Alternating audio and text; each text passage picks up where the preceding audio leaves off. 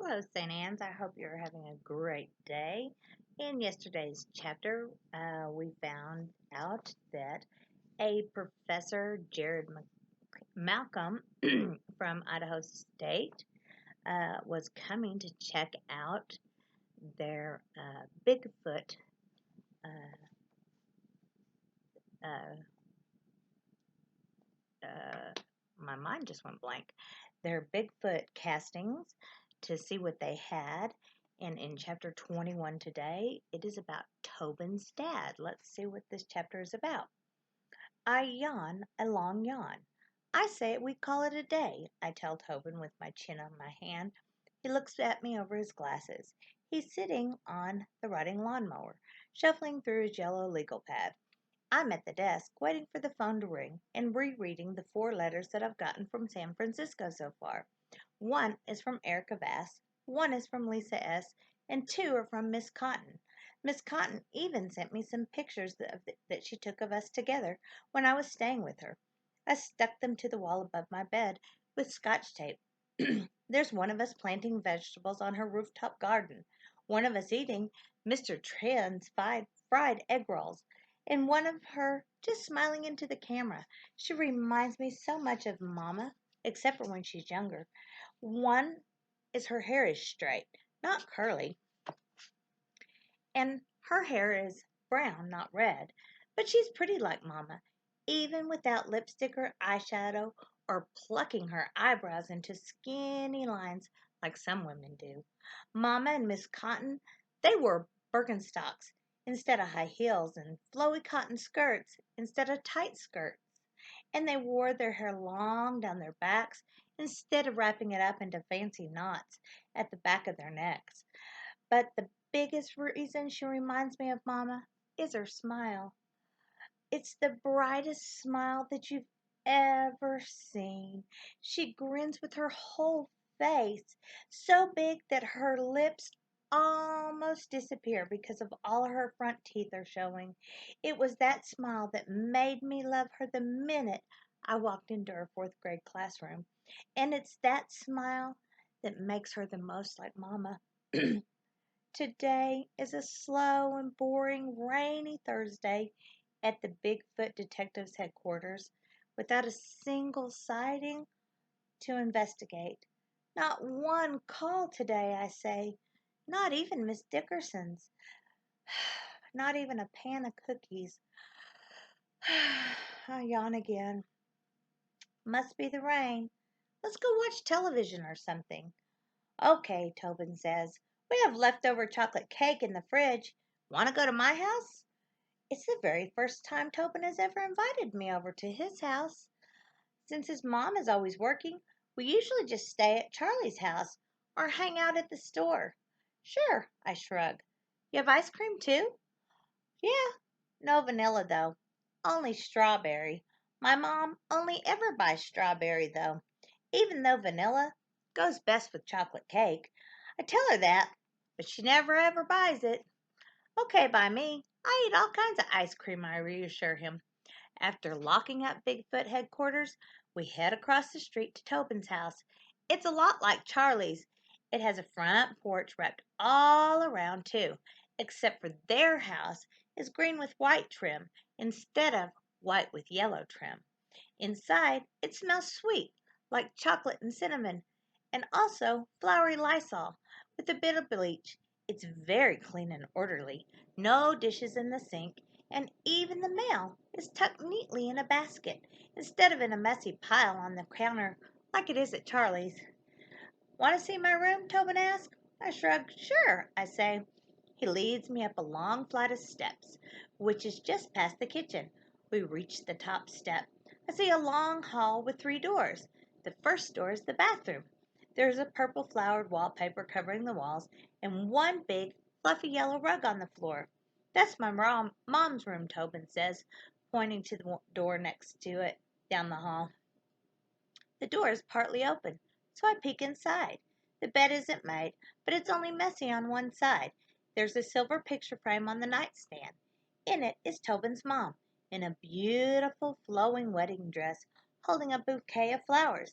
Next to her is the same man with the reddish-brown curls, who was in the picture I found in Tobin's leather case.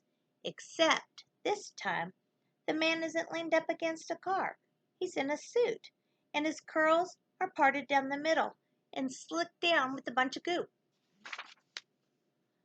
I push the door open a little bit further, and I slip inside.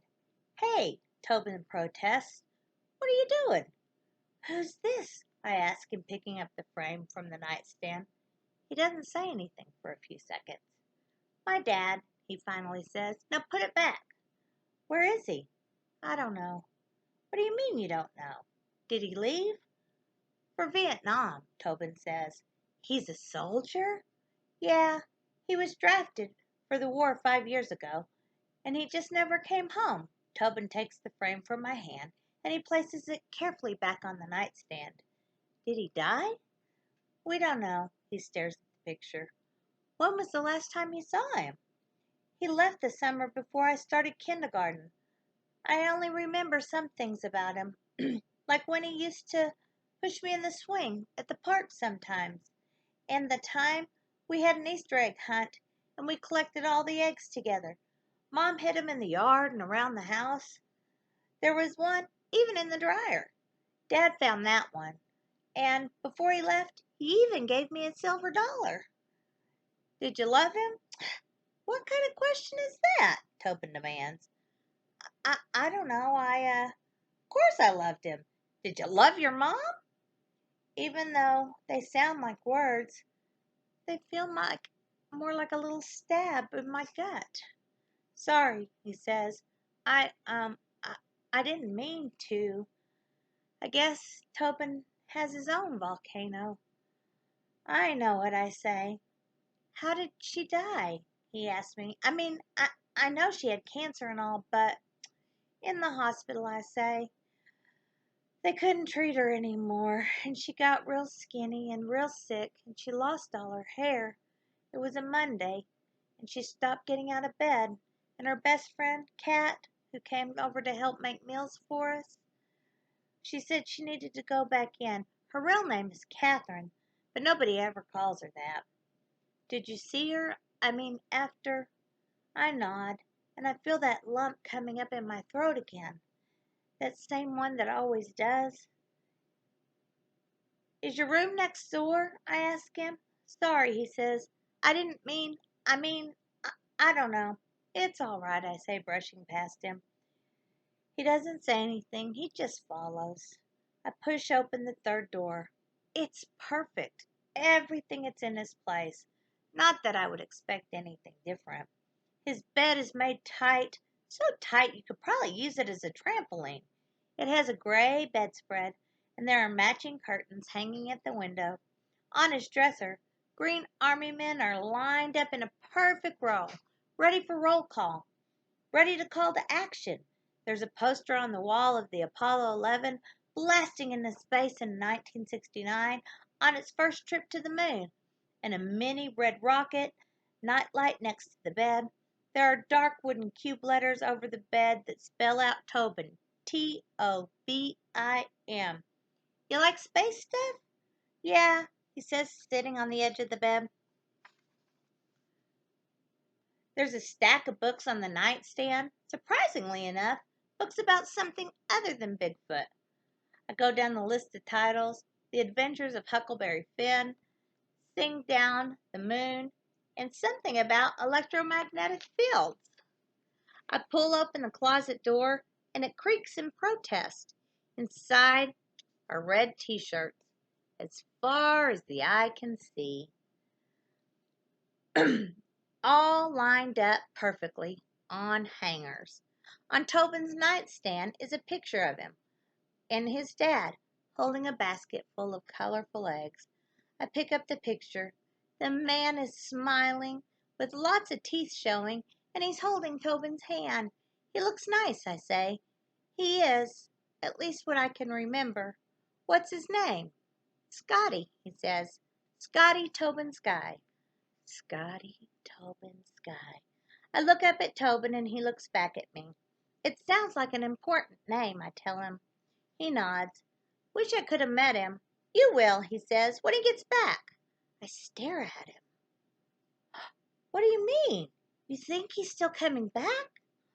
Yeah, he pushes up his glasses. You really think he might? I don't think it. I know it. Every day I wonder if this is the day he'll walk through the front door. That night, I can't sleep. I can't stop thinking about Tobin and his dad. Scotty, Tobin, Scotty. Part of me feels jealous that he gets to hope that his dad is still alive and that he will get to come home. The other part of me feels sorry for him that he doesn't know for sure. I wish I knew Mama might get to come back to me. Oh, I wish more than anything. I wish she could. A low roll of thunder answers me. Mama, I whisper, if God really knew how much I miss you, he would send you back to me. I still need you, Mama. Elizabeth Lillywhite. There's a windy rain that clicks against the window, and every 3 seconds there's a flash and then another roll of thunder. The storm is getting closer. I lie on my side under the fluffy rainbow comforter, staring at the red-headed girl in the frame under the excuse me, under the nightlight table right next to my bed. Charlie never asked me about the empty space on the wall. Where I swipe the picture, there's another low grumble. Mama? Click, click, click. The rain answers me, spitting against the window. I sit up and I turn the knob on the lamp next to the bed. A small light glows in the darkness. If I had a glow in the dark stars, I'd have no problem falling asleep. Maybe Charlie will order those from the Sears catalog too. I sit up in my bed and I sigh. The latest book Charlie bought me is on the top of the old rickety trunk at the end of the bed. Ellen Tebbitts by Beverly Cleary. I slip out of bed. The bare, naked floor creaks and groans underneath my toes. I grab the book off the trunk and I stare at the worn wood and the rusty metal, wondering what might be inside this trunk. Maybe it's something really important or interesting, or maybe it's just some more boring, colorless, grown-up books. I decide to find out. On my knees, I wrap my hands around the edge of the trunk and I pull. But the trunk doesn't want to budge, like it's hiding something very, very important. It's been hiding it for a very long time, and it isn't ready to share it yet. I push and I tug at it until it finally lets go just a little. Then I wiggle it and I yank it until the top pulls it up and away from the trunk. It creaks and it groans, telling me to leave it be, but I keep on wiggling it until it makes its way to move a little way up. The air inside of it escapes into the room, an old musty smell mixed with cedar. When the light reaches the inside of the trunk, my breath sucks into it. It almost chokes me. I whisper. I stare inside the trunk, unable to move. The rain clicks against the window, and a flash of lights inside the room. When the thunder follows, there's a loud crack. I jump back and I slam the lid of the trunk down hard. I scramble back under the covers and I pull them down tight over my head. In the hall, I hear heavy footsteps creaking over the floorboards. The doorknob turns slowly. I know it's him. Lamb? Charlie whispers. I hold my breath and pretend I'm sleeping. Lamb? He calls. But I don't. That's the end of chapter 21. Can't wait to see what she finds inside that trunk. We'll see tomorrow. Y'all have a great day.